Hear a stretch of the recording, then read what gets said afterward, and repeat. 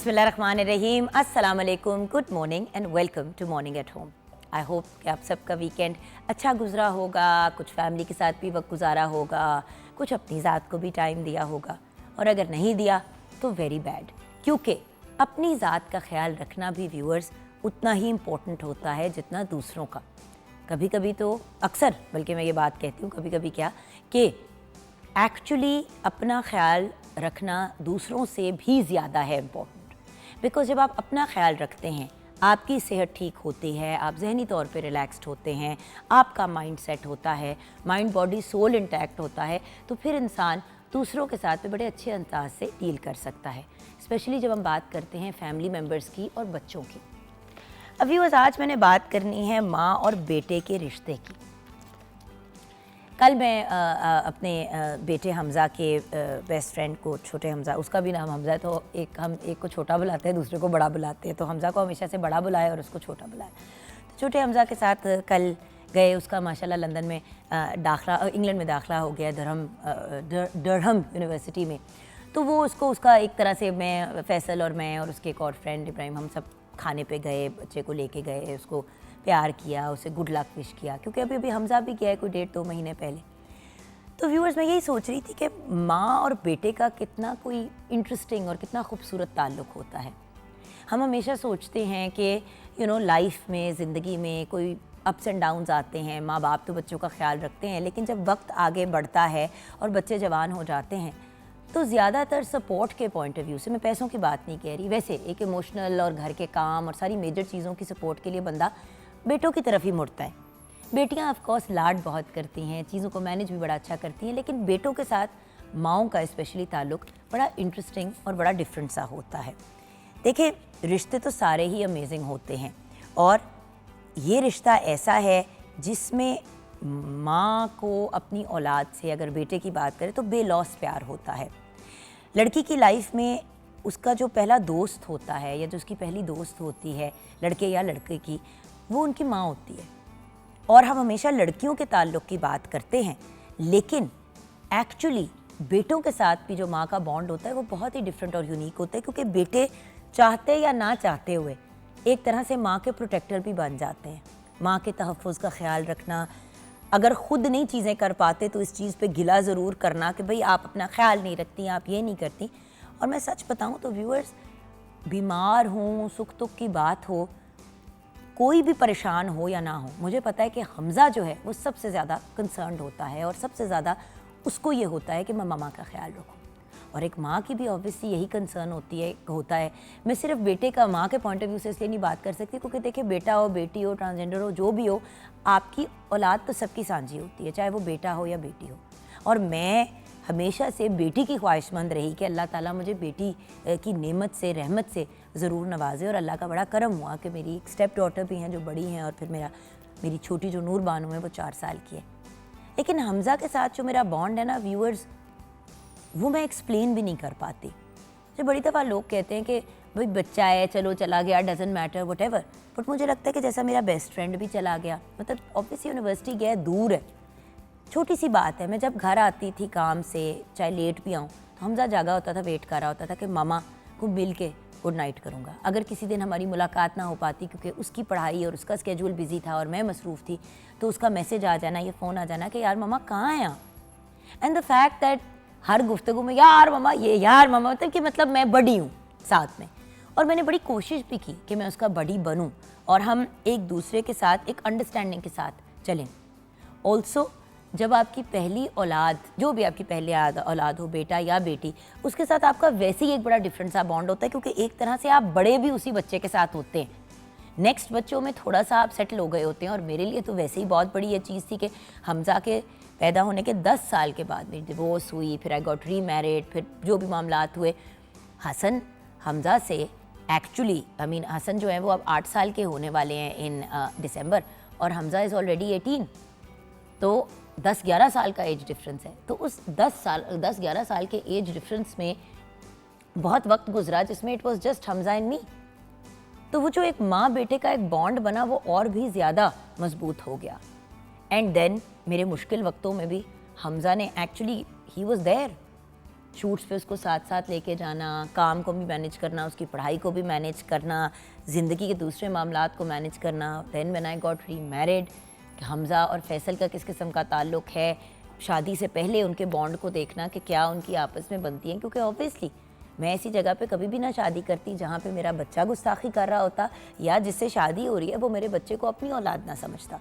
क्योंकि मैंने हमेशा से एक बात कही कि मुझसे मुझे जब लोग कहते थे ना करोगी फिर शादी, तो मैं कहती थी नहीं। लोग कहते थे क्यों? मैंने कहा क्योंकि मुझसे शादी करने का मतलब है हमज़ा से भी शादी करना, यानी कि हम दोनों उस पैकेज के साथ आते हैं, इस पर कोई गुफ्तगू, उस पर कोई कॉन्वर्सेशन नहीं है। और जब एक ऐसे इंडिविजुअल मिले तो शादी भी हो गई। और अल्लाह का शुक्र है कि हमज़ा और फैसल का जो रिलेशनशिप है शायद इन सम वेज़ मेरा भी इतना क्लोज नहीं है, लेकिन वो जो माँ बेटे का बॉन्ड है ना व्यूअर्स, वो बड़ा ही एक खूबसूरत बॉन्ड होता है और उस बॉन्ड पे काम करना पड़ता है, मेहनत करनी पड़ती है। ऐसा नहीं होता कि बस आप माँ हैं और वो बेटा एंड दैट्स इट। माँ डांट रही है, बेइज्जतियाँ कर रही है, उसको 15 लोगों के सामने इंसल्ट कर रही है और कोई इशू ही नहीं है। उस रिलेशन को मजबूत बनाने के लिए माँ को भी उस बच्चे को एक रिस्पेक्ट और रिगार्ड देनी पड़ती है, उसको इज्जत से मतलब डील करना पड़ता है। ये नहीं है कि बस आप बच्चे को हर जगह इंसल्ट करें और फिर जैसे बच्चा बड़ा होता है उसके डिफरेंट स्टेजेस को अंडरस्टैंड करना। अब एक लड़का जो है जब 11, 12, 13 साल की एज की तरफ आता है, जिसको हम प्यूबर्टी की एज कहते हैं, जब वो टीन्स की तरफ आने लगता है तो उसके अंदर बहुत से चेंजेस आते हैं, हार्मोनल चेंजेस भी आते हैं, इमोशनल चेंजेस भी आते हैं। आपने उस बच्चे के साथ उनको मद्देनज़र, उन चीज़ों को मद्देनज़र रह के आगे चलना होता है, यानी कि बच्चे की भी रिस्पेक्ट ख़राब ना हो और हर वक्त आप उसको दबा के ना रखें। अच्छा, फिर आपने ये भी देखना है कि बहुत ज़्यादा बच्चे को अपने साथ चिपकाना भी नहीं है, उसको इंडिपेंडेंट बनाना है, उसको खुद मुख्तार बनाना है। एंड देन व्यूअर्स, जो एक बड़ी इंपॉर्टेंट चीज़ है आजकल के ज़माने में, बेटे को भी वही काम, वही चीज़ें सिखाना जो आप बेटी को सिखा रहे हैं। खाना बनाना, सफाई, अपने कपड़ों को तरीके से समेटना, इस्त्री, ये सारी बेसिक चीज़ें जो हैं अपने बच्चों को सिखाना, अपने बेटों को सिखाना। क्योंकि व्यूअर्स, हम औरतें हमेशा कंप्लेन करती हैं कि हमारे शौहर ऐसे करते हैं, हमारी ससुराल वाले ये करते हैं, हमारी कोई मदद नहीं कराता, हमारी कोई हेल्प नहीं कराना। सासें जो हैं अपने बेटों को नहीं देखती, हमेशा बहुओं को बातें सुनाती रहती हैं। हमारी ये सारी सोचें, लेकिन क्या हम अपने बेटों के ऊपर उस तरीके से मेहनत करते हैं जिस तरीके से हमें करना चाहिए? क्या हम उनको इस तरीके से गाइड करते हैं? क्या उनको एहसास दिलाते हैं कि यार अगर तुम्हारी बीवी या तुम्हारी बहन घर में काम कर रही है तो तुम्हारा भी उतना ही फ़र्ज़ बनता है घर के काम करना, क्योंकि घर तो सबका है। जैसे मैंने कहा कि बच्चे और बेटे बेटियां सबके साझे होते हैं, तो उसी तरह घर भी तो सबका है। जिस घर में लोग रह रहे होते हैं वो तो सबका साझा घर होता है, everyone is living in their. तो घर की सफाई सिर्फ घर की माँ की या घर की बेटी का क्यों फ़र्ज़ है? वो बेटे का भी है। तो बेटे की सही तरीके से तरबियत करना, उसको सही तरीके से गाइड करके आगे लेके चलना, व्यूअर्स, ये भी माँ और बेटे के बॉन्ड का हिस्सा है। ये नहीं कि आपने एक जल्लाद पैदा कर, मतलब एक प्यारा सा मासूम सा बच्चा दुनिया में लाए और वक्त के साथ आपने उसको एक जल्लाद बना दिया, जो रोब भी जमाता है, जो बदतमीज़ी भी करता है, जो गालियाँ भी निकालता है, जो हाथ भी उठाता है। ये सारी चीज़ें सिखाने वाली होती हैं। आज सुबह ही मैं हसन को समझा रही थी, कल मैं देख रही थी कि वो नूर के साथ ना बहुत ज़्यादा हर बात के ऊपर ना उसको टोक रहा और उसको डांट रहा। तो आज जब सुबह मैं तैयार हो रही थी काम पे जाने के लिए, आपको पता है स्कूल, प्राइमरी स्कूल जो हैं पंजाब में ऑनलाइन हुए हैं लाहौर साइड के ऊपर, क्योंकि एटलीस्ट फॉर 1 वीक के स्मॉग की वजह से। तो हसन और नूर दोनों घर पे थे, तो उनको सेट वेट करके उनके ऑनलाइन स्कूल का वो सारा जो लगा के, तो उससे पहले हसन के साथ मैंने को 10-15 मिनट लगाए।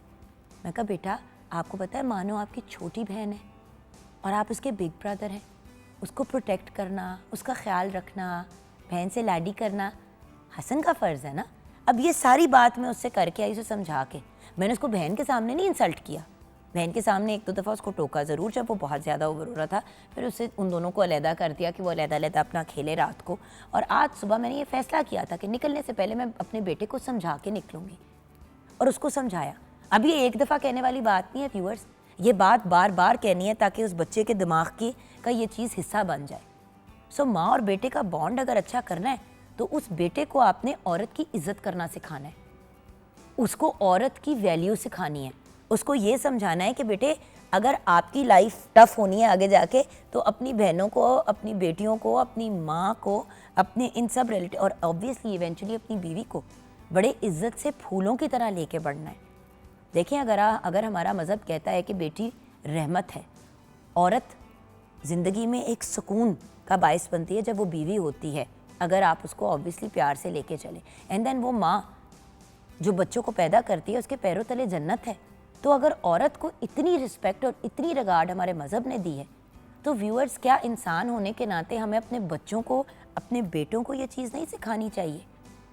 व्यूअर्स देखें, जब हमारी शादी होती है ना, हमारे शौहर ऑलरेडी जवान हो चुके होते हैं, वो उग चुके होते हैं, उनकी आदतें पक्की हो चुकी होती हैं। जो बच्चे हम पैदा करते हैं ना, वही बचपन के जो ये ईयर्स होते हैं, उन्हीं में ये बेसिक बातें सीखते हैं। अगर हम ये बेसिक बातें उनको नहीं सिखाएंगे तो 20-25 साल की उम्र पे उस बच्चे ने वो चीज़ें नहीं सीखनी, क्योंकि आपने उसको पक्का कर दिया बुरी आदतों में। अगर माँ हैं और माँ बेटे का अच्छा बॉन्ड चाहते हैं तो उसमें बड़े एफर्ट्स करने पड़ते हैं, बड़े जतन करने पड़ते हैं। इतनी आसानी से माँ और बेटे का वो हसीन बॉन्ड नहीं बनता जिसका लोग बात करते हैं और कहते हैं कि यार उनको देखो, वो माँ बेटा इतनी अमेजिंग टीम है। मैं तो ऐसी माँ बेटे को भी देखती हूँ जो एक दूसरे के करियर्स में बड़ी एक दूसरे की सपोर्ट करते हैं। मैंने जो वापस एक्टिंग की तरफ कदम रखा पिछले 2 साल में, तो वो मैंने हमज़ा की वजह से रखा।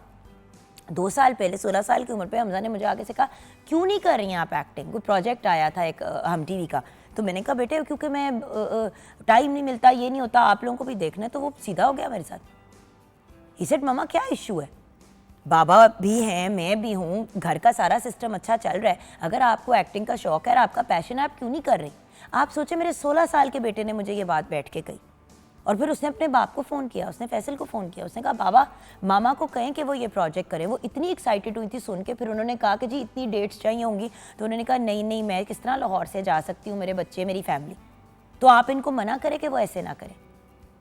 तो उस बेटे के ऊपर 16 साल मेहनत की, तो उस बच्चे ने आगे से बढ़ के फिर इस किस्म की सपोर्ट शो की। ऑब्वियसली वो बड़ा अच्छा बच्चा है, बड़ा बीबा बच्चा है, लेकिन व्यूअर्स, ये चीज़ें उसने वक्त के साथ सीखी। ये हमारे ऊपर है कि हम किस तरह से अपने बच्चों को लेके चलते हैं, और जितनी खूबसूरती से, जितने हसन अंदाज में अपने बच्चों को आगे लेके चलेंगे, उसी तरह के वो आगे जाके एडल्ट्स बनेंगे, और फिर उनका रवैया भी आपकी तरफ उसी किस्म का होगा। बढ़ते हैं किचन की तरफ। 042992000648 पे आप कॉल कर सकते हैं। मॉर्निंग एट होम हमारा फेसबुक का पेज है। आइए सैयदा नूर हैदर से जानते हैं कि वो माँ और बेटे के बॉन्ड के बारे में क्या कहेंगी। अस्सलाम वालेकुम। वालेकुम सलाम, क्या हाल है आपके? ठीक है, खैरियत से हैं? अल्लाह का शुक्र। You are looking very nice and fresh, pink में। Thank you. लेकिन स्मोक ने बहुत बुरा हाल किया हुआ है, वो सबका बहुत बुरा हाल किया हुआ है। कावे शावे पी के और ये यखनियाँ पी के तो अपने आप को थोड़ा सेटल किए। बिल्कुल।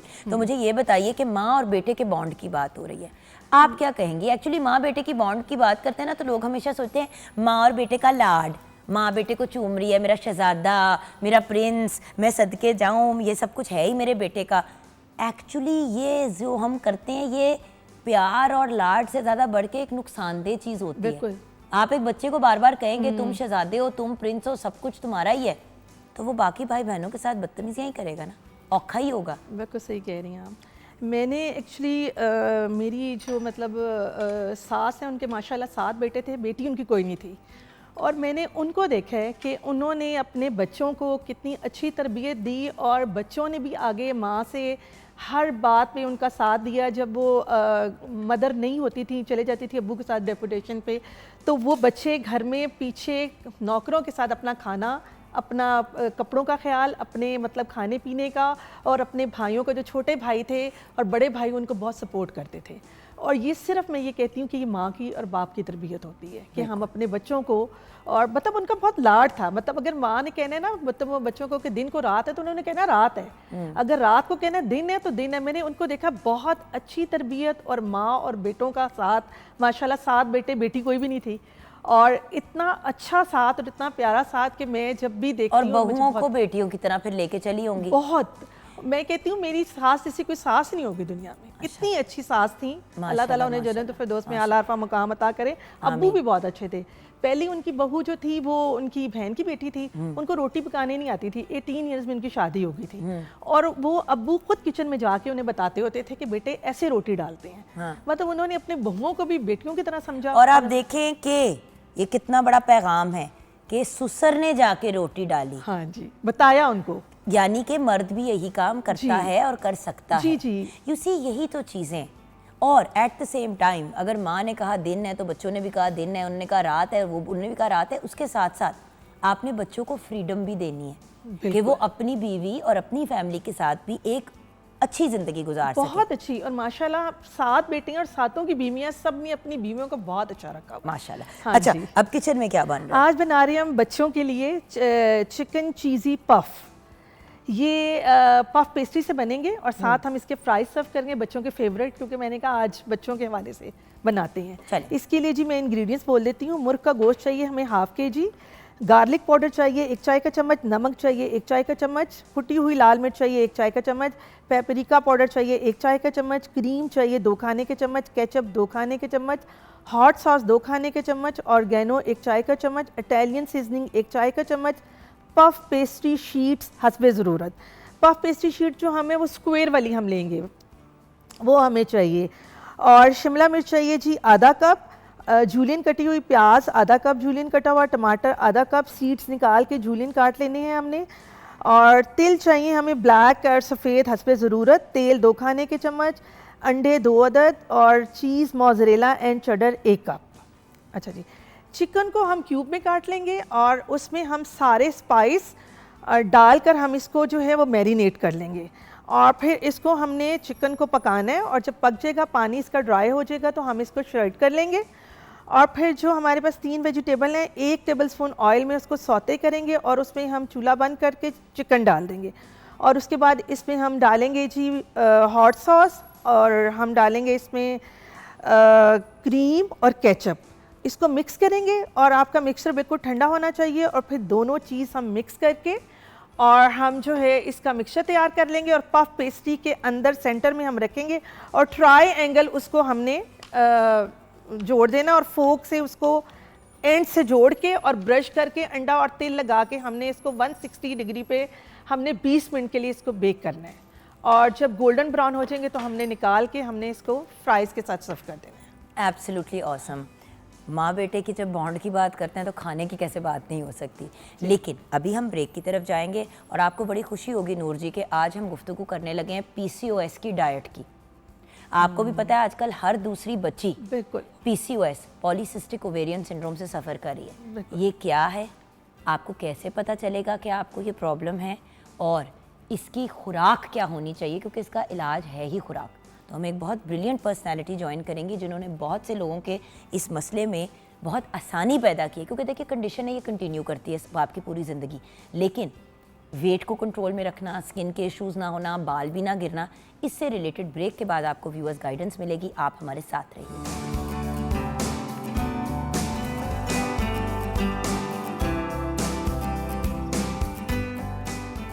Welcome back from the break viewers. जैसे कि आप जानते हैं, ब्रेक से पहले भी आपके साथ शेयर किया कि हम अब बात करेंगे PCOS की, पॉलीसिस्टिक ओवेरियन सिंड्रोम। आखिर ये क्या बला है और ये क्यों हर दूसरी बच्ची को हुई हुई है, और बच्चियां क्या, बहुत सी ऐसी ख़वातीन हैं जिनको 40s में जाके पता चला, ऑलमोस्ट 50s में जब वो मेनोपॉज की तरफ जा रही है तो तब उनको पता चला कि जी उनको PCOS है। तो इतनी लेट ऐसी चीज़ डायग्नोज होना, और ये है क्या प्रॉब्लम, इस पे आज हम बात करेंगे। और बेसिकली ऑनलाइन आजकल यूट्यूब पे, रील्स में, टिकटॉक पे, हर जगह PCOS के मशवरे दिए जा रहे हैं। अब कितने को वो ऑथेंटिक हैं, कितने को वो जो टोटके बताए जाते हैं वो जेन्युइन हैं, और क्या ये एक्चुअल फैक्ट्स हैं या बिला बेतुकी बातें हैं, इसकी क्लैरिटी बहुत ज़रूरी है। सो हमने आज इनवाइट किया अपने प्रोग्राम पे एक बहुत ही ब्रिलियंट न्यूट्रिशनिस्ट को और फिटनेस कोच को, जिन्होंने बहुत सी ख़वातीन के इस प्रॉब्लम को मैनेज करवाया है और उनको बिल के उस स्टेज पे लेके आई हैं जहाँ पे उनको PCOS उनका बॉदर ही नहीं करता।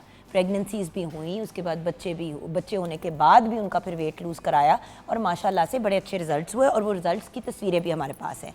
हमारे साथ हैं किरण अजवर। अस्सलाम वालेकुम किरण। वालेकुम सलाम Jugan, thank you for having me. आप तो हैं भी हमारे PTV का पुराना बच्चा। जी ऐसे कि मेरे अब्बा भी PTV पे एक शो किया करते थे लाहौर में, हरियाली के नाम से। बिजनेसमैन थे, सारे अपने काम थे, लेकिन एक शौक था उनका। आपके अब्बू तो प्रॉपर जी PTV कराची सेंटर में काम भी करते थे, जो बाय द वे हमें अभी भी पता चला जी, producer senior producer over there जी, एंड वहीं से उन्होंने फिर रिटायर किया, राइट, एज सीनियर बिल्कुल प्रोड्यूसर। बिल्कुल। तो हमारे लिए तो फिर आप फैमिली मेंबर ही हुए। ऐसे ही है। वो जो कहते हैं ना कि हम अक्सर कहते हैं द पीटीवी ब्रैट्स, जो पीटीवी में बड़े हुए। बिल्कुल इसी तरह है, बिल्कुल। सो पीसीओएस, जी, किरण ये है क्या? PCOS stands for polycystic ovary syndrome. और ये एक हवा बनाया हुआ है कि ये बहुत ही मतलब इस तरह की डिज़ीज़ है जिसको हम मैनेज भी नहीं कर सकते, और इसके बहुत ऑफ कोर्स इसके साइड इफ़ेक्ट्स हैं। बेसिकली होता यह है, लेडीज़ की जो ओवरीज होती हैं, रिप्रोडक्टिव सिस्टम है, उसमें छोटी छोटी सी ना सिस्ट बनने लग जाती हैं, जैसे हमारे एग्स की जगह वो सिस्ट बनने लग जाती हैं, छोटी छोटी थैलियाँ जैसी होती हैं। तो उसका पहला जो सिम्टम है ना, वो आपको शो होता है, आपके पीरियड्स इरेगुलर हो जाते हैं सडनली, कि 1 महीना नहीं हुए, 2 महीने नहीं हुए, किसी दिन जल्दी हो गए, तो ये फर्स्ट साइन है। उसके बाद आप देखेंगे कि आपके फेशियल हेयर आपको तंग करने लगते हैं सडनली, जिस तरह मुंह पे बाल आ रहे हैं, पूरी पूरी मूंछ body पे आ रहे गई, हैं, हाँ। दाढ़ी आ गई, और यहाँ पे बड़े बाल आ जाते हैं पूरे और neck पे, नॉर्मल chest बाल नहीं area होते, में। जैसे मेल हार्मोन क्योंकि हमारी बॉडी में डेवलप हो रहे होते हैं, उसकी वजह से वो होते हैं, एक्नी होती है। और जो इसका एक और साइड इफ़ेक्ट है जिससे लेडीज़ बहुत परेशान है, वो वेट गेन। सडन आपका वेट गेन हो रहा होता है विद नो रीज़न। लेकिन जान देखो, वेट गेन तो हो रहा होता है, उस वेट गेन के साथ बाल भी गिर रहे होते बाल हैं, भी गिर रहे होते और हैं। मुंह पे Alopecia का भी प्रॉपर problem दाने नहीं, होता है। जैसे फोड़े नहीं होते जी। एक तो होती है एक्नी व्यूअर्स, एक होते हैं कि वो इतने बड़े बड़े Cystic जैसे acne जिसको हम कहते जी, हैं। मुझे मैं इसे फोड़े कह रही हूँ, इजी टू, हाँ, बिल्कुल। इतना बड़ा बड़ा एक निकल आता है, और उसको बैठने में भी वक्त, और उसको छेड़ दो और वो तो painful इतना बड़ा होता है। निशान और खड्डा Right. सारी जिंदगी का। बिल्कुल इसी तरह। उसके बाद PCOS आपको किसी भी एज में हो सकता है, टीनेजर्स में या आफ्टर मैरिड के बाद लेडीज़ बहुत सफ़र करती हैं इससे, और इसको हम मैनेज ही कर सकते हैं, जड़ से ख़त्म नहीं होता अनफॉर्चुनेटली। इसका जो बेहतरीन हल है इसको मैनेज करने का, वो वेट मैनेजमेंट है और लाइफस्टाइल चेंज है। वेट मैनेज करना, हम ये समझते हैं कि हम फैट डाइट कर लेंगे, कीटो डाइट कर लें, तो फला डाइट कर लें, एप्पल डाइट कर लें। लेकिन तो जाने एक egg ज़माने में हाँ, ये आई थी बात कि एटकिंस डाइट, उस वक्त इतना पीसीओएस का लोगों को पता नहीं था, प्योर प्रोटीन डाइट, फिर वो चीज़ मॉडिफाई होके बन गई कीटो डाइट। बड़े लोग कहते हैं कि जी अगर आपको पीसीओएस है या आपको इंसुलिन रेजिस्टेंस है, कोई प्री डायबिटिक वाला मसला, तो आप कीटो डाइट ज़रूर करें। मेरा सवाल ये है कि एक चीज़ जिससे ऑलरेडी आपके बाल गिर रहे हैं और आपकी स्किन ख़राब हो रही है, Right. आप उस बीमारी के अंदर जब ये डाइट ऐड कर देते हैं तो बच्चियां तो गंजी। मैंने ऐसी लड़कियां देखी हैं किरण, जिनके माशाल्लाह जैसे आपके खूबसूरत थिक सिल्की बाल हैं, उस तरह के बालों में लिटरली एलोपेशिया नहीं, एक तो एलोपेशिया होती है ना, पैचेस पड़ जाते हैं, एक होता है कि आपने मांग, जैसे कि अब ये मेरी मांग निकली हुई है, तो वो मांग कम Scalp आपका और दिखने इतना लगता है। बड़ा पोर्शन नंगा सिर के ऊपर आपको नजर आ रहा है कि बाल ही नहीं है, बिल्कुल।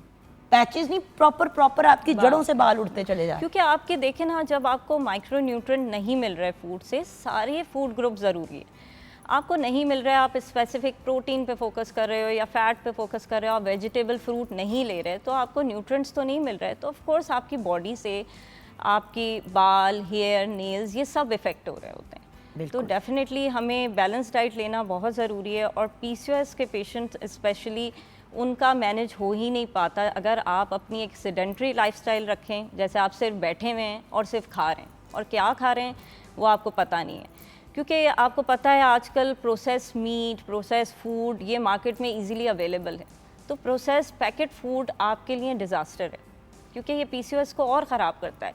PCOS में आपका मेटाबॉलिज्म इतना स्लो हो जाता है कि वेट कम करना थोड़ा चैलेंजिंग हो जाता है as compare to other clients जो मेरे पास आते हैं।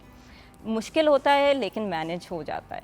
आपको इसके साथ लाइफस्टाइल चेंज करना पड़ते हैं, जिसमें आपका स्ट्रेस मैनेज भी है, आपकी रात की नींद पूरी होनी चाहिए, आपकी डाइट में पूरे माइक्रोन्यूट्रिएंट्स मिलने चाहिए, जिसमें carbohydrate, protein, dairy, fibre, fruits, ये सारी चीज़ें आपकी बॉडी की रिक्वायरमेंट है। कितना खाना है, कब खाना है, किस पोर्शन में खाना है, वो हम आपको गाइड करते हैं। अच्छा, तो आप ये कह रही हैं कि किस तरीके से खुराक ली जाती है वो ज़्यादा ज़रूरी है, क्या लिया जाता है वो ज़रा इतना इम्पोर्टेंट नहीं है। देखें अलग अलग पेशेंट होते हैं, अभी आज also PCOS keep in mind one thing Kiran, sorry mind ना कीजिएगा, एक बात मैंने ज़रूर पॉइंट आउट करनी है। देखो किरण, अब आगे शादियों का सीज़न है, राइट, आपको पता है कि बंदा कितनी कुछ चीज़ों को रिफ्यूज़ करे, फैमिली में शादी है, आप तो नहीं कह सकते ना कि मैं नहीं आऊँगी या मैं सिर्फ एक फंक्शन अटेंड करूँगी। नहीं, लाइफस्टाइल चेंज जब हम करते हैं सो उसको मद्देनज़र रखते हुए मैं आपसे गाइडेंस चाहूँगी, क्योंकि देखिए ज़िंदगी जीना नहीं आप छोड़ सकते। आपको याद होगा एक एंड वक्त फूड पे, is your happiness, trust me. और एक वक्त था जब हम लोग जब डाइटिंग कर रहे होते थे तो लोग घर से बाहर जाना छोड़ देते थे।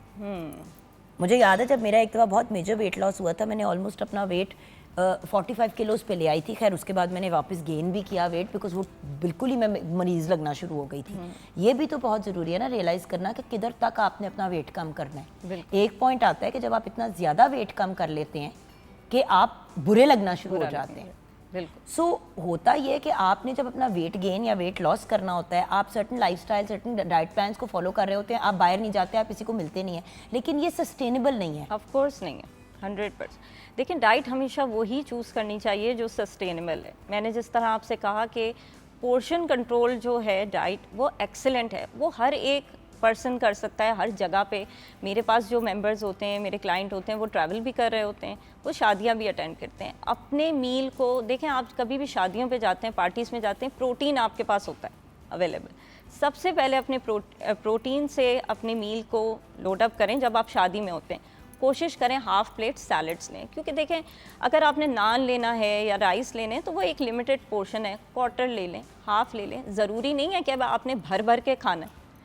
तो अगर आप अपनी प्लेट को उस तरह मैनेज करें हेल्दी वे में कि हाफ प्लेट आपकी सैलड से हो, सैलड भी आपको मिल जाती है, प्रोटीन भी मिल जाता है, और छोटे अमाउंट में आप कार्ब्स लें, तो ये आपके लिए एक परफेक्ट मील हो जाता है जिसमें आपको प्रोटीन, कार्ब, फाइबर सब कुछ मिल रहा है। अगर आपको बहुत क्रेविंग है डिज़र्ट की तो आप एक छोटा सा पोर्शन ले लें। फिज़ी ड्रिंक्स अवॉइड करें डेफिनेटली, उसके बगैर हम सर्वाइव कर सकते हैं। ज़रूरी नहीं है कि हम पार्टीज़ में जाएं। तो कुछ चीज़ें अपने लाइफस्टाइल में अगर आपने अडॉप्ट कर ली, और पोर्शन कंट्रोल डाइट का एक और मैं फ़ायदा बताती हूँ, ये होता है जब आप थोड़े टाइम के लिए इसको फॉलो करते हैं, सस्टेनेबल है। दूसरी चीज़, आपका पोर्शन खुद ही रिड्यूस हो जाता है, एपेटाइट आपकी खुद ही रिड्यूस हो जाती है। आप अपनी बॉडी को जितना खिलाएंगे आपकी बॉडी उतना मांगी। एग्जैक्टली। रमज़ानों में आप देखें जब हम कम खाते हैं तो ईद वाले दिन हमसे खाया नहीं जा रहा होता, बिल्कुल हमें लग रहा होता है कुछ हैवी हो रहा है, हम कुछ गलत कर रहे हैं, ज़्यादा ही खा लिया। तो ये बहुत पोर्शन कंट्रोल करके आप अपने एपेटाइट को कम कर पाते हैं। और जितना हम लोगों ने बनाया है कि बस खाना ही खाना है, इतना खाना बॉडी नहीं मांगती। अच्छा, क्या ये सच है? मैं अक्सर ये बात कहती हूँ कि ये आपके पेट का साइज़ है, ये मुट्ठी भर आपका पेट का साइज़ है। जब आप इतनी सी चीज़ के अंदर इतनी बड़ी प्लेट का खाना भर के डालेंगे तो वो इतनी सी चीज़, क्योंकि वो है तो एक्सपेंडेबल ना, मसल की तरह, तो वो एक्सपेंड हो जाता है। अब बार बार आप उसके अंदर इतना इतना खाना डालते हैं, वो बार बार होता क्या है कि आप रबर बैंड को भी खींचते जाते हैं तो ढीला हो जाता है। तभी आपको गट इश्यूज होते हैं, गट इन्फ्लेमेशन होती है, IBS का सिस्टम आपका प्रॉब्लम आपको आने लगती है, कॉन्स्टिपेशन, डायरिया, ब्लोटिंग, ये वाले इश्यूज इसी से रिलेट होते हैं। इतना सा खाना अगर आप दिन में 5 दफ़ा भी खा लेते हैं तो आपका हजम हो जाता है। आपके पेट की कैपेसिटी से ज़्यादा आप खा लेते हैं। वो बेचारा पहले तो इस जंग में लगा होता है कि मैं हजम करा लूँ उसका खाना, वो जब तक हजम होता है तो उस वक्त तक आप अगली चीज़ ठूस देते हैं अंदर। बिल्कुल। तो वेट लॉस क्या, वेट गेन ही होता है और कुछ नहीं होता। बिल्कुल। और अपनी लाइफस्टाइल में देखें, बेयर मिनिमम 30 मिनट्स की एक्सरसाइज रखें। देखें आप घर में भी कर सकते हैं, आप वॉक कर सकते हैं बाहर जाके, कोई ज़रूरत नहीं है कि आपने जिम ही ज्वाइन करना है, कि आप अपना पोर्शन कंट्रोल करके चलें। एक तो रात का खाना हमें बहुत अर्ली खाना चाहिए, क्योंकि अल्लाह ताला ने हमारी बॉडी का सिस्टम ऐसे बनाया है कि मगरिब के बाद ना सब कुछ शट डाउन हो जाता है। रात में मेटाबॉलिज्म भी आपका स्लो हो जाता है। रात में हम लोगों का सबसे अच्छा मील होता है रात का खाना जान। और ये देखो कि रात को हम सबसे ज्यादा खाने के शौकीन होते हैं और रात को हमने सारी रात जागना होता है, सारी रात। जबकि आपने खुद कहा कि मगरिब पे आपका सिस्टम शट डाउन करता है, तो आपने खाना भी कम है और आपने रात को सोना भी है। ये नहीं कि जल्दी सोना है, आपने रात को सोना है। रात की नींद सुबह के बहुत 3 बजे लोग सोते हैं, कहते हैं यार हमने सोचा फजर पढ़ के ही सो जाएंगे।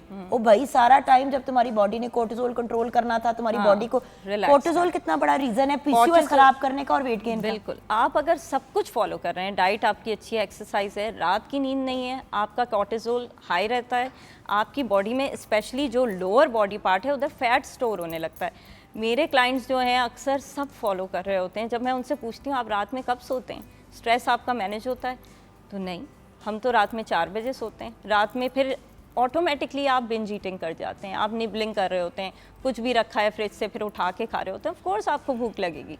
व्यूअर्स, जिस बंदे ने 7 बजे खाना खाया ना रात को या 7:30 बजे, वो रात को अगर 10 बजे सो जाता है तो उसको भूख भी नहीं लगनी और कोई इशू भी नहीं होना और खाना काफ़ी हद तक राइट हजम हो चुका एक होता है। और चीज़ मैं पीसीओएस के हवाले से मेंशन करूंगी कि पीसीओएस वाले जो मेंबर्स हैं उनको इंसुलिन रेजिस्टेंस भी हो जाती है आगे जाके। तो देखें, अगर रात के टाइम अगर लेट मील लेते हैं तो आपकी इंसुलिन रात भर स्पाइक करती है, ठीक है। आपके शुगर लेवल, शुगर हमारी एनर्जी में, कार्ब्स जो हैं हमारी एनर्जी में कन्वर्ट हो जाते हैं, लेकिन रात के टाइम जब हम खाते हैं तो हम रात में कोई भाग दौड़ या काम तो नहीं कर रहे होते, तो फिर वो आपकी बॉडी में फैट स्टोर होने लगता है। और ये उन लोगों के लिए भी प्रॉब्लमेटिक है दिन में जो 45 मिनट या 40 मिनट एक्सरसाइज भी कर रहे हैं, क्योंकि व्यूअर्स, आपने first half of the day में कम खा के एक्सरसाइज करके वो हजम कर लिया जो आपने सबसे भारी चीज़ रात को खाई, वो यहाँ पे। और अब अक्सर व्यूअर्स आप रियलाइज करते होंगे कि जो लोग रात को बहुत हैवी मील खाते हैं वो जब सुबह उठते हैं तो पागलों वाली भूख लगी होती है, नॉट इवन भूख, पागलों वाली। वो आपकी बॉडी आपको अब फिर मांग रही होती है शुगर और खाना। आप जितना बॉडी को कार्ब्स देंगे, कार्बोहाइड्रेट, वो उतना ही मांगेगी। अच्छा भाई जान, ब्रेक की तरफ चले। जी बिल्कुल। ब्रेक के बाद वापस आते हैं तो हम अब आपको प्रॉपर एक फुल डे का बताएंगे, सुबह से लेकर रात तक। इसमें हम नींद का भी, खाने का भी, पीने का भी और ये पूरा का पूरा और एक्सरसाइज का भी एक फुल डे पीसीओएस के से जो लोग सफ़र कर रहे होते हैं वो अपना दिन कैसे गुजारे, किस तरीके से वेट को मैनेज रखें और अगर उसी वेट को कम करना है तो उसके साथ क्या करें, दोनों मॉडिफिकेशंस किरण जी हमारे साथ शेयर करेंगी ब्रेक के बाद।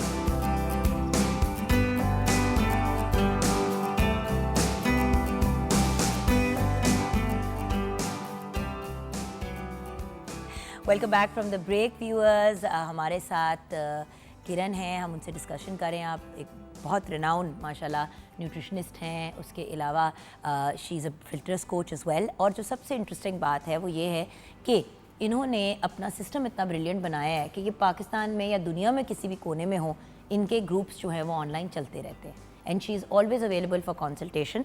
सो अगर आप इनसे कांटेक्ट करना चाहेंगे, रब्ता करना चाहेंगे तो वो आप हमें कांटेक्ट करें, हमारे फेसबुक के पेज के ऊपर डीएम करें तो हम आपको मैम की इनकी इजाज़त से इन्फॉर्मेशन भी फॉरवर्ड कर देंगे।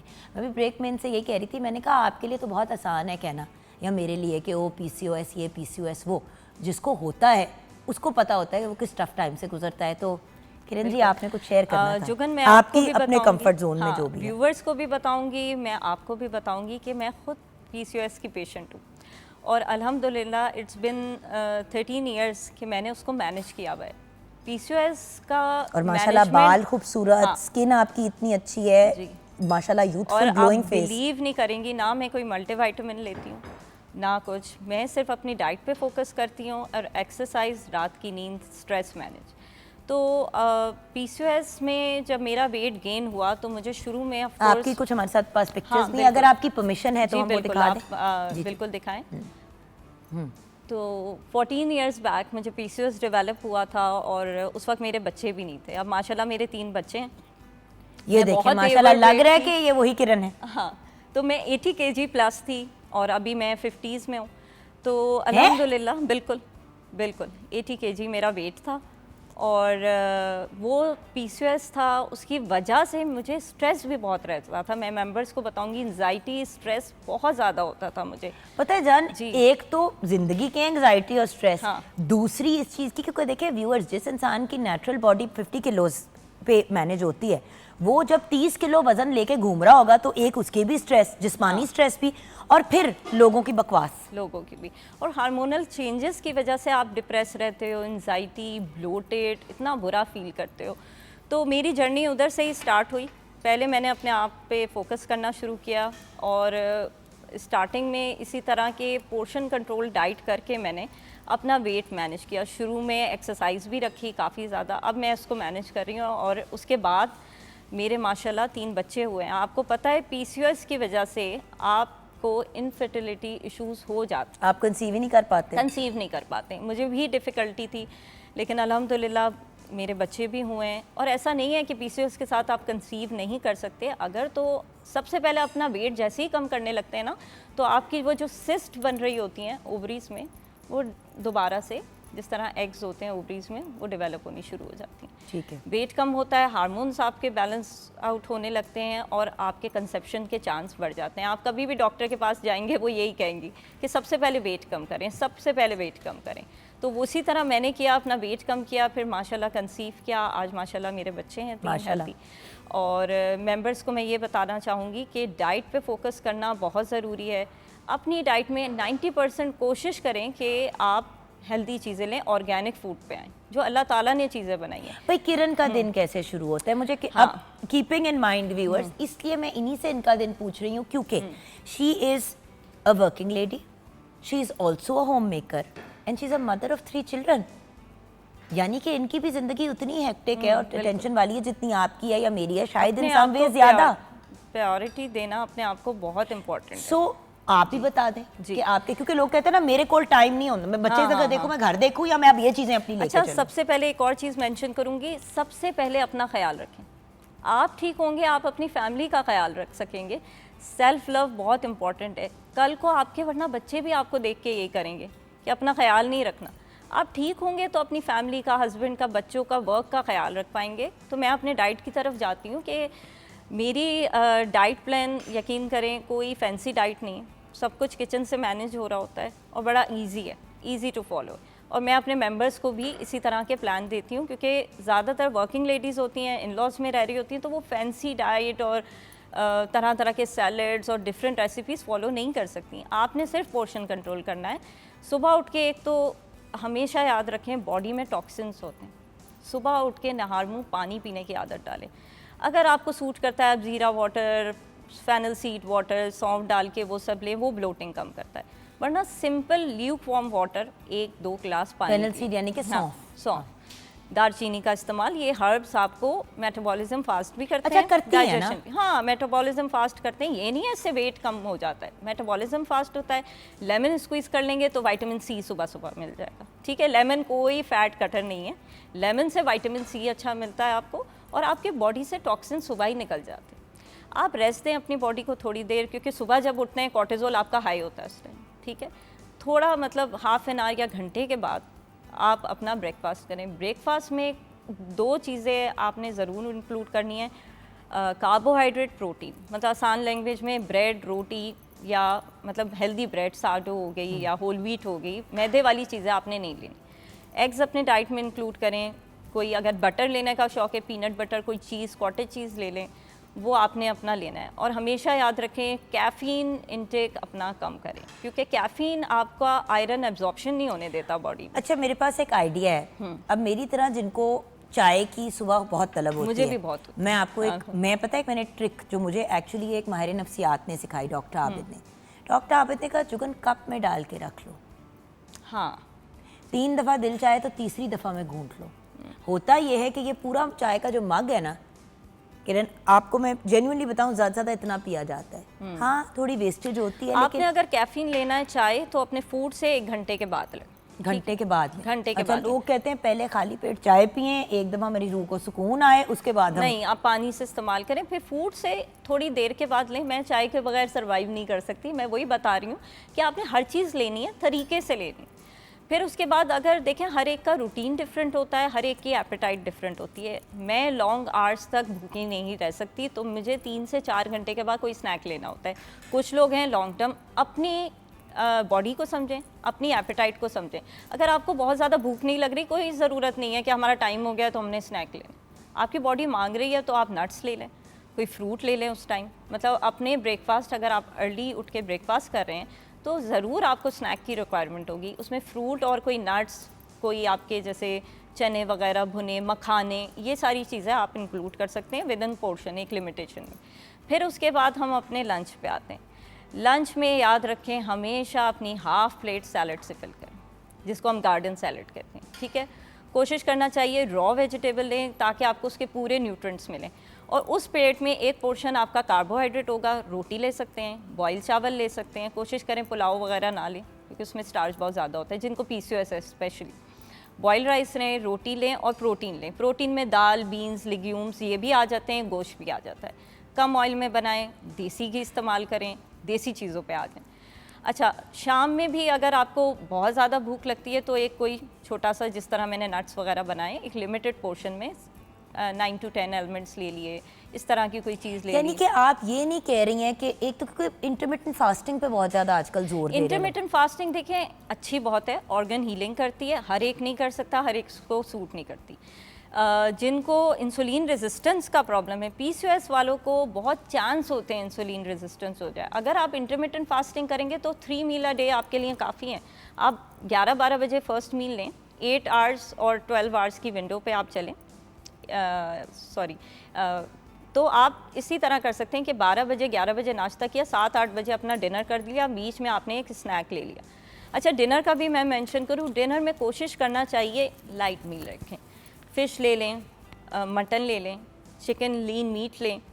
अब फिश का मतलब फ्राइड रो मछली नहीं, क्योंकि आजकल अब वो वाला टाइम आ रहा है ना कि सबने कहना है कि ओ अब तो, चलो मतलब बेसन में फ्राई हुई लिबड़ी हुई घी में, तो वो तो मतलब नुकसान है उसका। और इस टाइम पे जब सर्दियां स्टार्ट हो रही हैं तो नट्स, मखाने, फ़िश, इसका इस्तेमाल बहुत ज़्यादा करें। आप twice a week, thrice a week fish लें, स्टीम कर लें, पैन पे आप मतलब बना लें। मैं क्या करती हूँ, फूल मखाने नहीं होते, मैं उनको थोड़ा सा ओवन में बेक कर लेती हूँ, हल्का सा उनके ऊपर हिमालयन पिंक सॉल्ट डाल देती हूँ। कितने क्रंची और कितने मज़े का स्नैक, मतलब एक पॉपकॉर्न से भी बेहतर टेस्ट की चीज़, और ऐसा उससे पेट भर जाता है। आपको पता है, पता नहीं क्यों ये कुछ 2-3 विंटर से हो रहा है कि मुझे अब हैबिट सी पड़ गई है। गर्मियों में दिल ही नहीं चाहता, सर्दियों में आपकी बॉडी खुद क्रेव करती है सीजन के हिसाब से।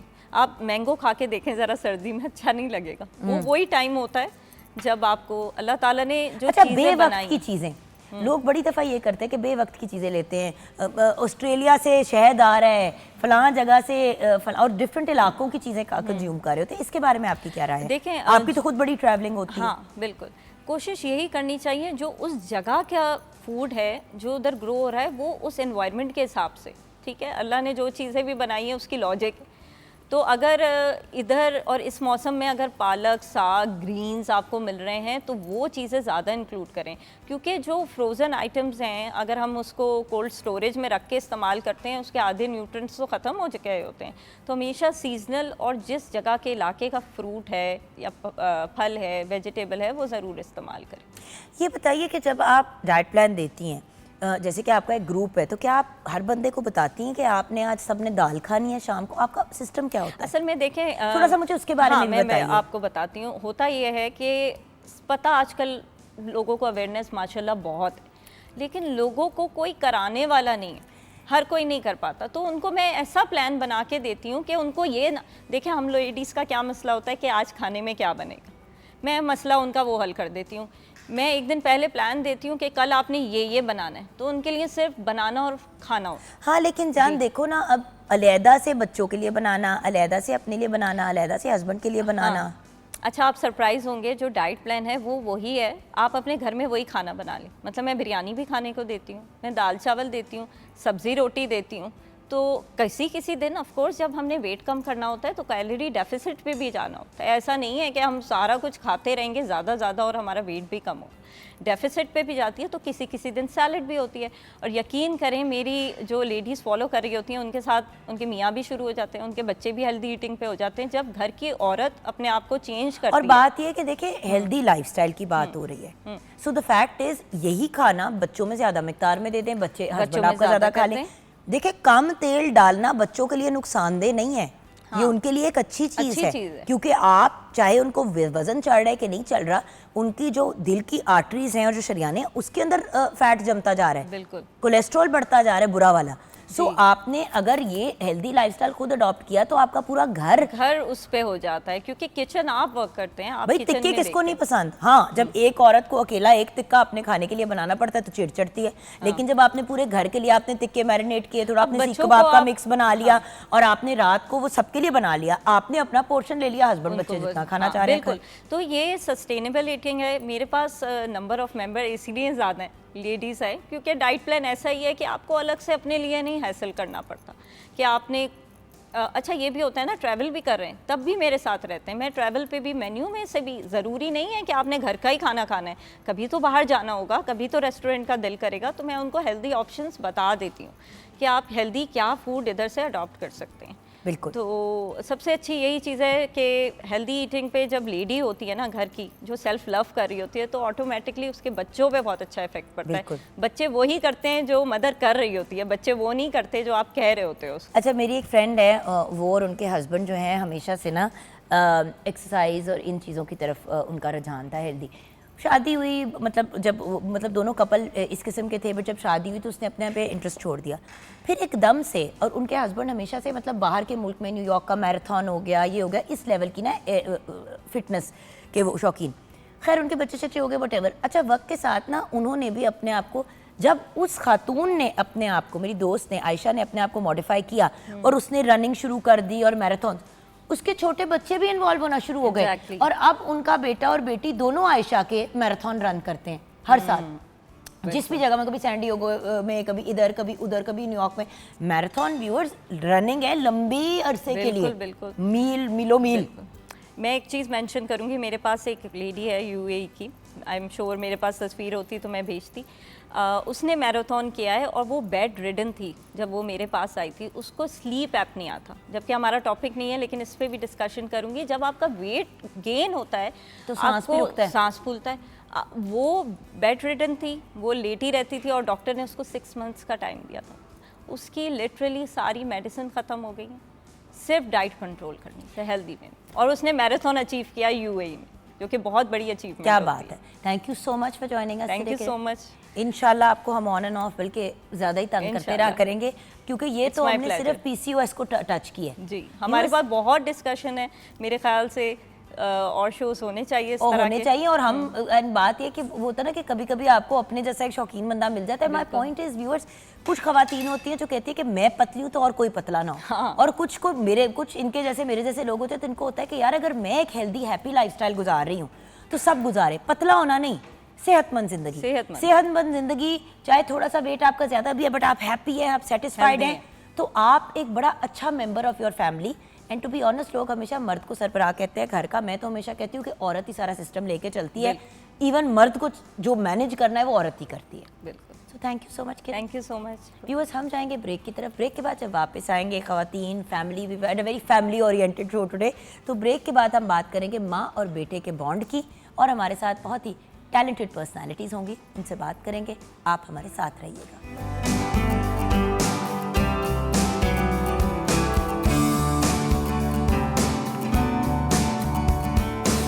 भाई क्या बात है, एब्सोल्युटली ब्रिलियंट। फैजान अली खान हमारे साथ है। और आइए ज़रा फैजान, आपके बारे में ज़रा मैं कुछ बताना चाहूँगी, अपने प्यारे बच्चे के बारे में।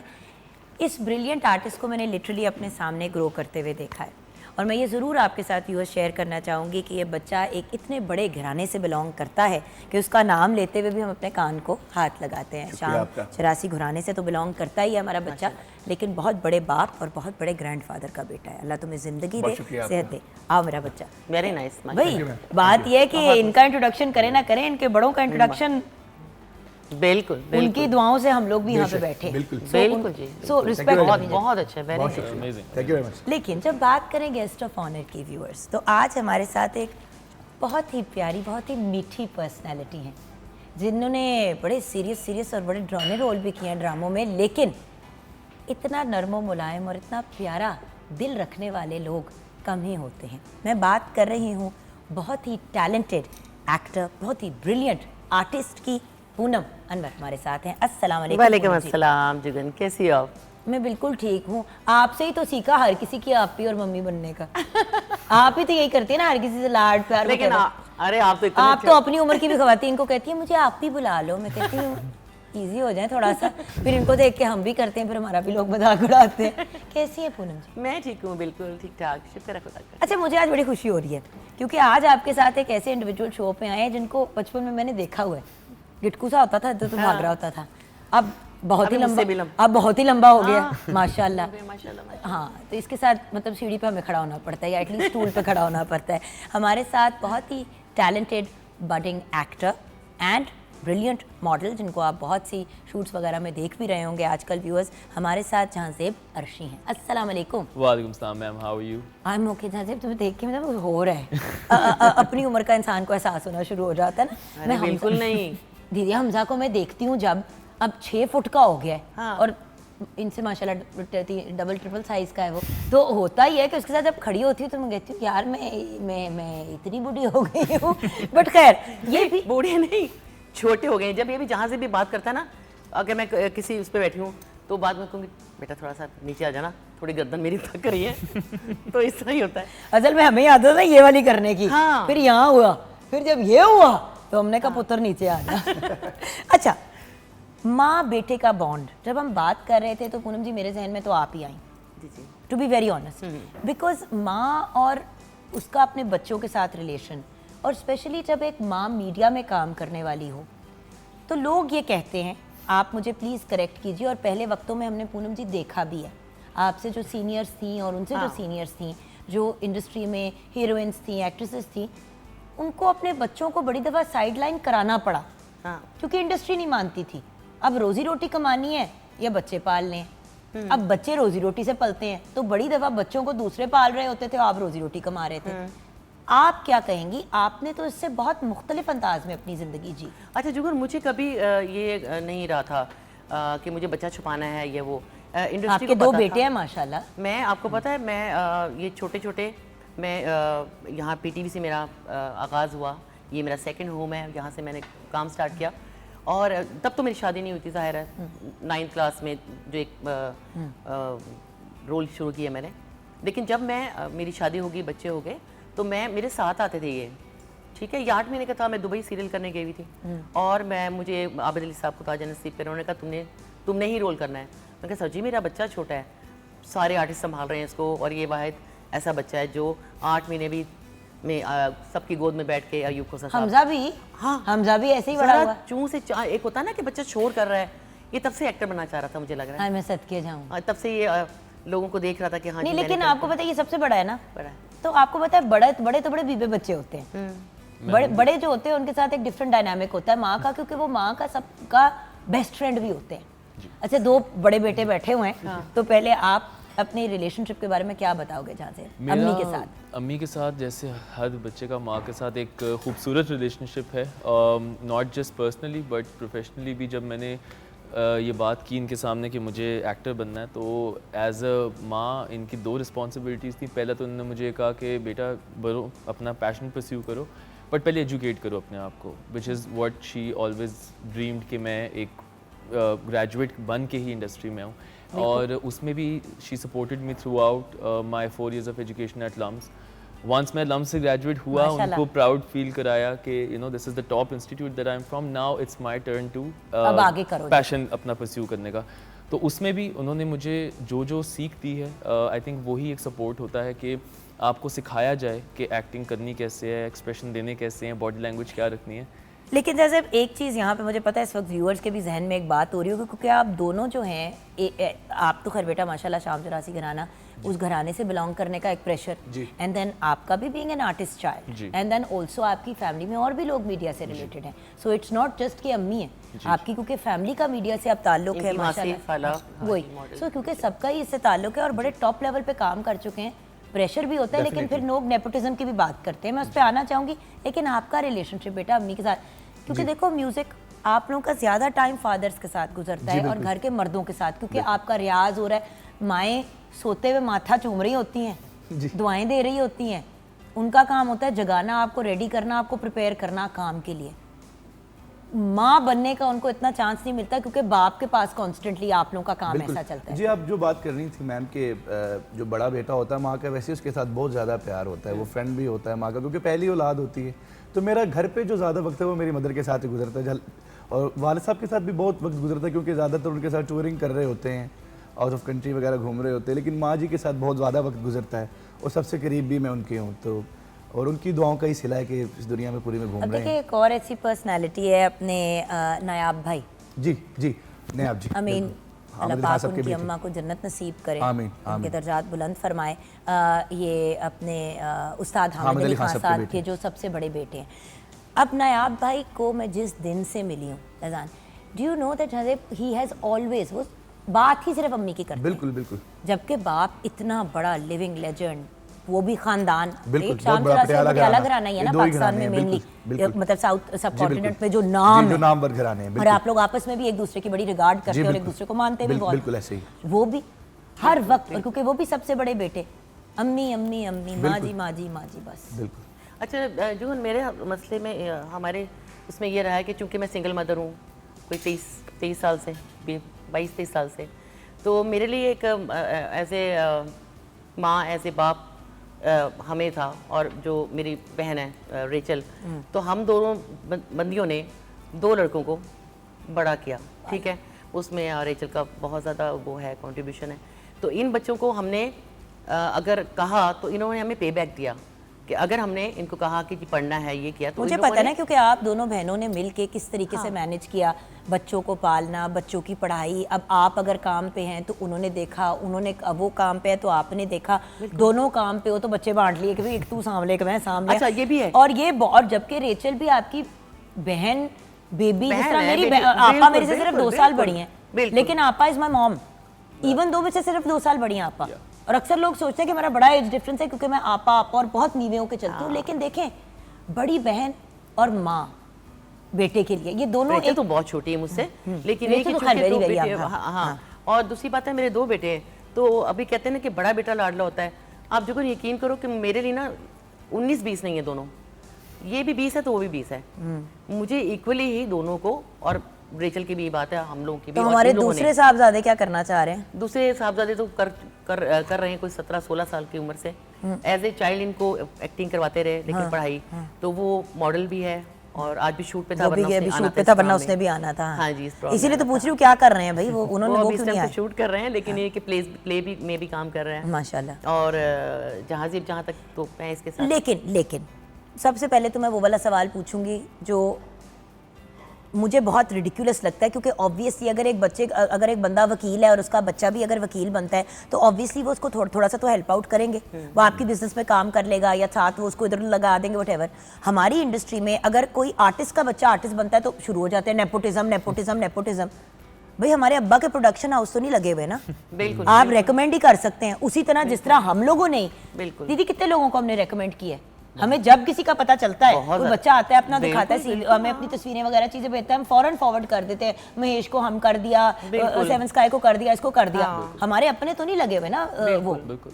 तो नेपोटिज्म का इतना मसला क्या बनता है? आपको भी लोग कहते होंगे अब इनकी क्योंकि जान पहचान थी तो उन्होंने अपने बेटों को लगा दिया। एक्चुअली मैम उसमें देर आर पीपल हु जो इस बात की मतलब कह सकते हैं कि इल्ज़ाम या तोहमत ही लगाते हैं कि आपका ये तो बहुत आसान है रास्ता। तो उनके लिए हमेशा मैं यही कहता हूँ कि अगर मेरे लिए आसान होता रास्ता कि अगर एक कॉल के ज़रिए मैं कास्ट हो जाता तो मुझे इतने ऑडिशंस देने ना पड़ते। मैं पिछले 2-2.5 साल से इतने ऑडिशंस दे चुका हूँ, और उसमें से भी कॉल बैक्स लेना जो है वो मैं एक ऑर्डिनरी बंदे की तरह ही लेता हूँ, क्योंकि मेरा नाम इनके साथ अटैच उस तरह से नहीं, क्योंकि मैं जाके खुद नहीं बताता। सो जब मैं जाता हूँ कहीं पे ऑडिशन देने तो मैं उनको कहता हूँ कि मेरा नाम है जहाज़-ए-बशी। ओके पेरेंट्स, मैं मतलब थोड़ा बहुत इंट्रोडक्शन दे के ये नहीं बताया कि मामा स्टार हैं तो खाला ये हैं तो ये वो, क्योंकि उसकी ज़रूरत नहीं है। क्योंकि मैं ये सोचता हूँ कि अगर आपको नेपोटिज्म का फ़ायदा उठाना है तो जो आपके बड़े हैं या माँ बाप इंडस्ट्री में, उनसे आप यू लर्न फ्रॉम देम। अच्छा एक और बात जाजेब जो मैंने भी देखी है, अच्छा जान पहचान के थ्रू अगर बच्चा आता है ना फिर उसको पैसे पूसे नहीं कोई मिलते, फिर बराए नाम भी नहीं ऑफर किए जाते। तो भाई तुसी कहा आपने ही कहा था ना मुंडे नु रख लो। अच्छा अब मुंडा टैलेंटेड है या बच्ची टैलेंटेड है, आपको पता है मैं क्या कह रही हूँ फैजान, जिधर भी गए होगे अपनी फैमिली के रेफरेंस से वहां पे तुम्हें नुकसान ही हुआ होगा, पैसों का फायदा नहीं हुआ। ठीक कह रही हैं। कहता है घर दा मुंडा है, अब मैं इसे प्यार कर रही हूँ, मैं इसको बेटा आके जरा घर पे गाना एक परफॉर्मेंस एक शो कर जा यार, थोड़ा सा हम लोग ने म्यूजिकल इवनिंग रखी है। अब वो शर्मा शर्मी नहीं पूछेगा बिल्कुल बिल्कुल कि खाला मुझे पैसे दे दो, और मैं भी इसको नहीं दूंगी ये सोच के कि यार ये तो घर का बच्चा है। और जो जहाँ तक आप उसकी बात कर रहे हो, मैं बताती हूँ। देखिए अगर मैं किसी को कॉल करती हूँ, और मैंने की भी है, मतलब इसमें वो नहीं है, लेकिन मैं साथ नहीं गई, मैंने उनसे कहा जी मेरा बेटा इसमें आना चाह रहा है और आप उसको मिलें, और अगर आपको लगता है, ठीक है ऑडिशन लें आप इसका, अगर आपको लगता है कि कुछ कर सकता है तो आप उसको मौका दें। जहाँ इतने बच्चे हमारे यंगस्टर्स काम कर रहे हैं, तो अगर चले हमारा बच्चा भी काम कर ले, अगर आपको लगता है कि उसमें टैलेंट है, मेरे बेस पे तो जाहिर आप वो एक दफ़ा इससे मिल लेंगे, बाकी तो उसने अपने टैलेंट पे काम करना है ना। तो मेरा सिर्फ यही है लोगों से कि आप एक मिले लोगों से, चांस दें, उसके बाद आपको लगे तो आप काम दें मेरे नाम से या किसी के नाम से, तो जाहिर है आपको हम नहीं बात तो टैलेंट के ऊपर होती है ना, Talent पे है। Talent and potential. अच्छा गाइस, ब्रेक की तरफ चलते हैं। ब्रेक के बाद जब वापस आएंगे तो आप तीनों के करियर्स में हो क्या रहा है आजकल, कर क्या रहे हैं, क्या मसरूफियात है, एंड इंडस्ट्री बड़ी अजीब सी डायरेक्शन में जा रही है। फिल्में ऑलमोस्ट जीरो सिर्फ पाकिस्तान में नहीं पूरी दुनिया में होती नजर आ रही है। हाँ तो पूनम जी, हम तो हमेशा फिल्म को अपना फाइनल फ्रंटियर समझते फ्रंटियर थे, है ना। तो अब इनका क्या होगा? देखो, प्लेबैक सिंगिंग वाज द बिल्कुल। पीक, हाँ राइट? या अब बिल्कुल किसके लिए करे प्लेबैक सिंगिंग? बिल्कुल। एक्टिंग में हमेशा ये होता था कि यार I want to be a film star. हाँ शान हो गए, रीमा जी हो गई, ये हमारे जो आर्टिस्ट हो गए, माहिरा वगैरह। मुझे लगता है माहिरा, फवाद, शान वगैरह ये लास्ट हैं अब फिल्म एक्टर्स कहाँ से निकलेंगे जब फिल्में ही नहीं बन रही? और ये बाय द वे व्यूअर्स सिर्फ पाकिस्तान में नहीं हो रहा, ये पूरी दुनिया में एक इशू चल रहा है।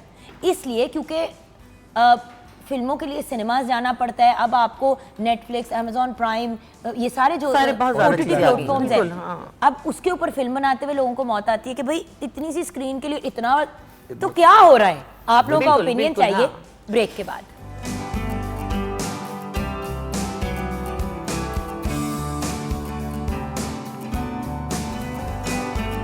Welcome back from the break viewers.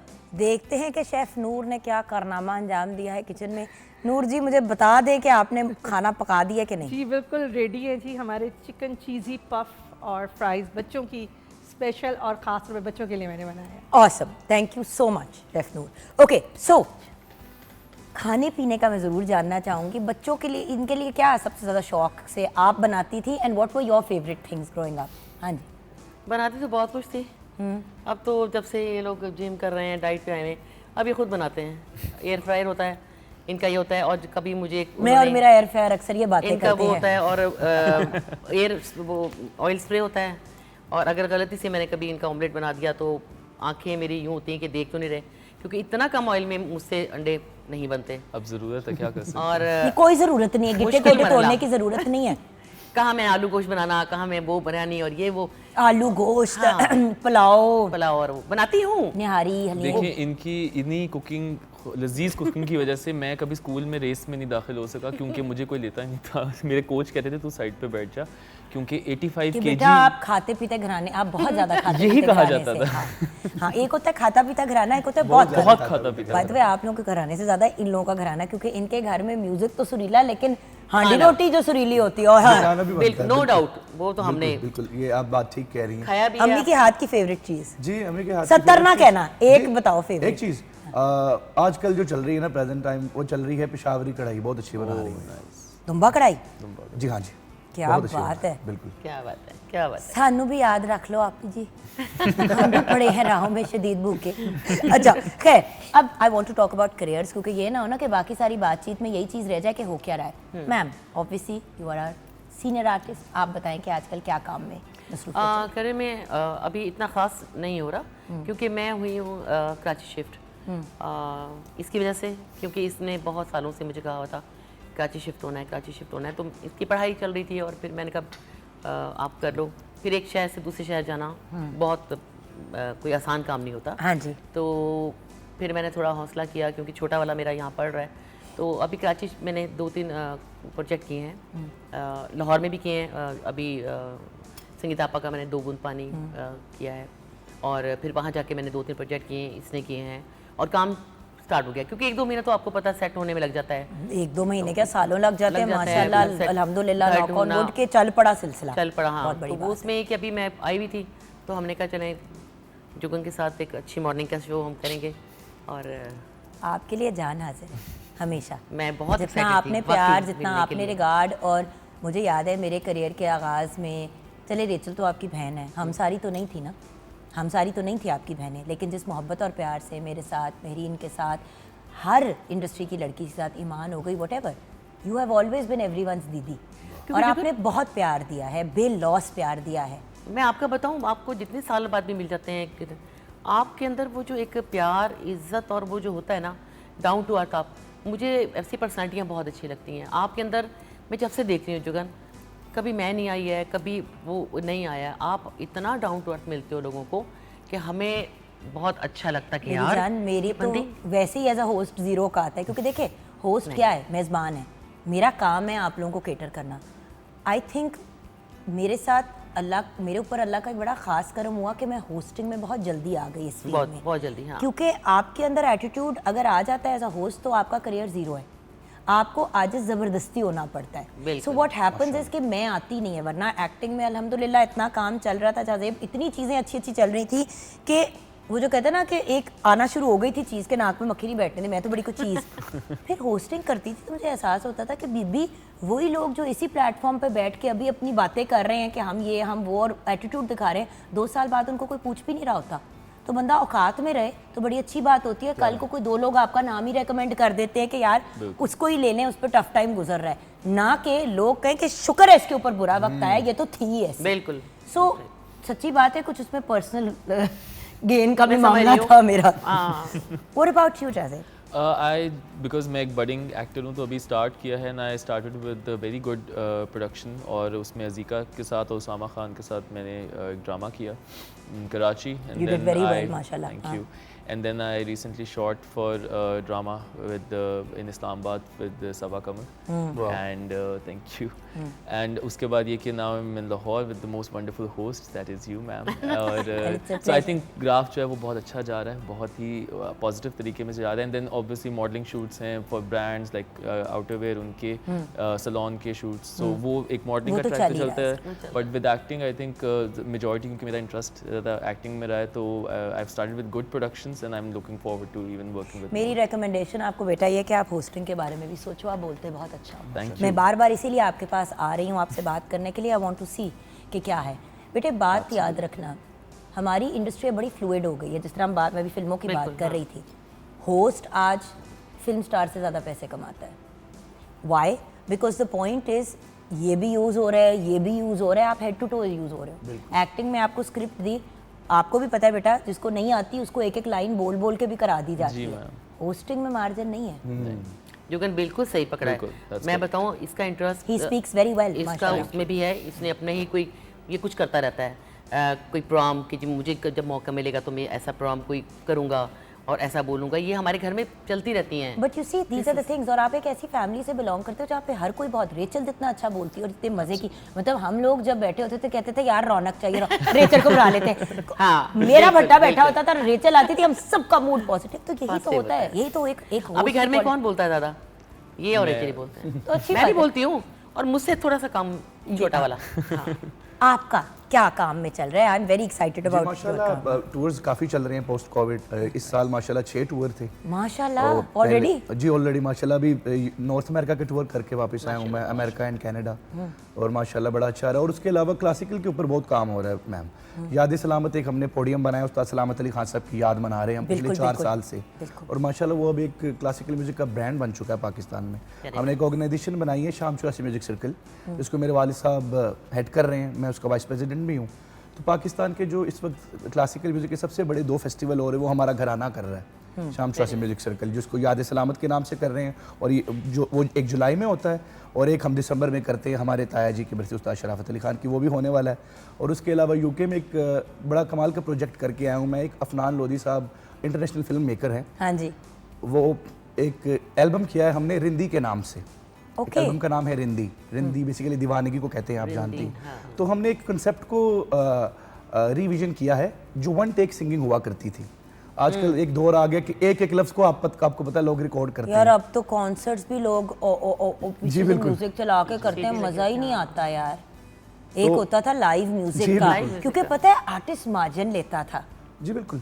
और एक दफा की लाइव सिंगिंग दूसरी बार से मुख्तलिफ होती है, क्योंकि कहीं पे थोड़ा सा एक्स्ट्रा मार्जिन ले लिया, कहीं पे चीज को खींच लिया, रोक दिया गाने को कि यार इस पे लोग नहीं इतना एंजॉय करे, चलो अगले पे स्विच हो जाए। आजकल तो लाइव ऑटो ट्यूनर लग गए हैं। अगर आप लाइव भी परफॉर्म कर रहे हैं, you have the database on your computer, और आपकी लाइव आवाज ऑटो ट्यून में जा रही है, या आप डैट पर गा रहे हैं, तो मशीन खराब होगी तो फिर गला भी खराब हो फिर बिस्ती खराब, गला भी खराब हो गया। हाँ, फिर उस पे आपको ये करना चाहिए,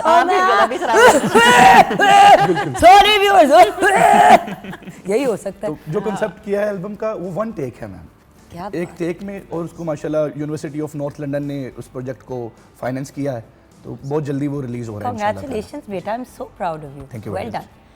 एंड में, क्योंकि हमने अपने गुफ्तगू की कंक्लूजन की तरफ जाना है, तो ma'am being a guest of honour ये ज़रा हमें गाइड कर दें कि अपने बेटों को और किसी भी यंग बंदे को या को जो इस फील्ड में आना चाहती है, आप क्या मशवरा देंगी? आप वो वाली आर्टिस्ट है जो लंबी रेस का घोड़ा है, जिस तरह कवि खान साहब हो गए, लीड से स्टार्ट किया और एज मतलब काम करते करते माशाल्लाह इस दुनिया से गए। माशाल्लाह इसलिए कह रही हूँ क्योंकि हम सबकी ख्वाहिश है कि अल्लाह ताला हम सबको चलते फिरते उठाए और देने वाला हाथ रखे, मारने वाला नहीं। तो आप उन आर्टिस्ट में से एक है माशाल्लाह जिन्होंने अपनी रिस्पेक्ट कंसिस्टेंटली बना के रखी है। आप क्या मशवरा देंगी? ये यंग लोग आना तो चाहते हैं, शेख चिली के प्लान 1000 होते हैं मैम, उनको इम्प्लीमेंट करना आसान नहीं होता जी। मैं मशवरा हमेशा इनको भी कहती हूँ, और जो भी हमारे यंगस्टर माशाल्लाह बहुत अच्छा काम कर रहे हैं और बहुत अच्छे लेवल पे काम कर रहे हैं, यही है अपने काम के साथ सिंसियर रहें और किसी चीज़ को भी अपने सर पे नहीं चढ़ने दें। क्या बात है। स्ट्रगल, मैं जब कराची शिफ्ट हुई मैंने इसको कहा था कि बेटा मैं अगर इस उम्र में तुम्हारे लिए कर रही हूँ, वो नहीं कर रही हूँ ना, गिव अप नहीं कर रही हूँ, तो आप लोगों के पास अभी बड़ा चांस है। आप लोगों ने स्ट्रगल करो और अच्छे से अच्छे बेहतर के लिए, और जितने भी यंगस्टर्स काम कर रहे हैं कि अपना आप नहीं छोड़ना है। अपना में एक जो होती है ना वो आ जाती है यार हम बहुत नहीं। और एक जो आपने तालीम वाली बात अपने बच्चों को कही, मैं चाहूँगी कि वो आप रिपीट करें, क्योंकि आजकल मैम लोग पढ़ाई की तरफ तो बच्चे आ ही नहीं रहे। मैट्रिक नहीं पास करते तो लम से ग्रेजुएट करना तो दूर की बात है। कहती नहीं हूँ, जरा बताइए। ये मुझे तो यही कहा गया था कि आप पहले ग्रेजुएट बन के दिखाओ, वो हमारे लिए और अपने लिए एक्टर बनो। सो आई थिंक एजुकेशन का इम्पोर्टेंस ये है कि लाइफ इज़ टफ और एक्टिंग स्टार्ट में you face a lot of difficulties. और बच्चे आपको पढ़ाई सिर्फ पढ़ाई नहीं सिखाती, वो आपको जिंदगी जीना सिखाती देती है, है, बिल्कुल। लोगों के साथ उठना बैठना। आप एक ही कॉलेज में 50 एक ही क्लास में आपके साथ 100 150 200 और स्टूडेंट हैं, आपने उन स्टूडेंट्स के साथ मैनेज भी करना है। उसमें कोई बच्चा जो है वो लुक्स की वजह से पॉपुलर है, कोई पढ़ाई की वजह से पॉपुलर, आपने अपनी जगह बनानी है। क्या बात। और वही इस इंडस्ट्री के तकाजे हैं। कंपटीशन वहीं से शुरू हो जाता है और एक्सपोजर बढ़ता है, लोगों से बात करने का तरीका आता है। आई थिंक वही एजुकेशन का एक पर्सपेक्टिव है कि आपको डील करना है लोगों के साथ, जो कि हेल्प करता है। So get educated and then pursue your passion whatever it is. Best of luck with everything बेटा। Thank you ma'am. फैजान तुम तो लगे हुए हो, वैसे तुम्हें देख देख के मुझे इतनी खुशी होती है। अल्लाह मजीद कामयाबी दे। Thank you. यू बेटा are doing so well. Allah आपको ज़िंदगी दे, सेहत दे, और आपकी माँ हमेशा आपके सर पे सलामत रहे, आपको गाइड करने के लिए और उससे बढ़ के आपको दुआएं देने के लिए। आपको क्या कहूँ, आप हैं ही इतनी अच्छी, बस आप अच्छी अरे रहें। यार, and thank you so much. Thank you so much. Such a huge honour to have you on thank the you so programme. Much for thank you so having me here, और हमें बहुत अच्छा लगा। और मुझे खुशी पता क्या हो रही है कि मेरे बेटे का जो एक डेब्यू इंटरव्यू है। हाँ बिल्कुल, और डेब्यू मुझे इंटरव्यू है ना? जुगल के बिल्कुल, साथ, डेब्यू। बिल्कुल। मेरी ख्वाहिश आई थी वुड लाइक यही टू है। ऐड, मेरा भी डेब्यू इंटरव्यू आपके साथ ही था। और देखो बेटा फिर तुम्हारे साथ क्या हो गया। आपकी दुआएं लग गई, आपकी दुआएं लग गई। मेरी दुआएं हमेशा आप लोगों के साथ है। तो पॉइंट इज व्यूअर्स, हमें इन चीज़ों से बाहर निकलना पड़ेगा। ये इसका बेटा है, ये उसकी पुप्पी है, ये उसकी चाची है, इसका ये है। ये इंडस्ट्री बड़ी टफ है, कोई भी इंडस्ट्री बड़ी टफ होती है। अगर माँ बाप और घर वाले और फैमिली वाले आपकी सपोर्ट करते हैं, आपको इनकरेज करते हैं, तो उसको नेपोटिज्म का नाम दे के उस चीज़ को ख़राब ना करें। मैं हमेशा नोमी भाई का एग्जांपल देती हूँ। नुमान एजाज मेरी आंखों के सामने है कि कॉन्स्टेंटली जब भी बच्चे कहते थे हमने करना है बेटा, वो कहते थे पढ़ाई खत्म करो, उसके बाद खुद ट्राई करो, देखी जाएगी। हाँ ज़्यादा से ज़्यादा शायद फ़ोन करके ये कह दिया होगा कि वो आ रहा है, उसको देख लेना, दैट्स इट। रोजी रोटी अपनी अपनी बॉस, बिल्कुल। कमाना भी सबने खुद ही है, और हम सब अपनी एक स्ट्रगल में लगे हुए हैं। हाँ, अगर कोई बच्चा आता है और इंडस्ट्री का ही कोई बच्चा आता है तो उसको दुआएं दें, नेगेटिव बातें ना करें, क्योंकि at the end of the day दिल बड़ा करना एक बड़ी अच्छी बात होती है, ये कोई नेगेटिव अमल नहीं होता। यहाँ पे हम अपने शो को कंक्लूड करेंगे। मिस्टर फैज़ान, आपके बगैर ख़त्म नहीं हो सकता शो। जी बिल्कुल ठीक है जी, मैं हाजिर हूँ। ओवर टू यू मेरा बच्चा।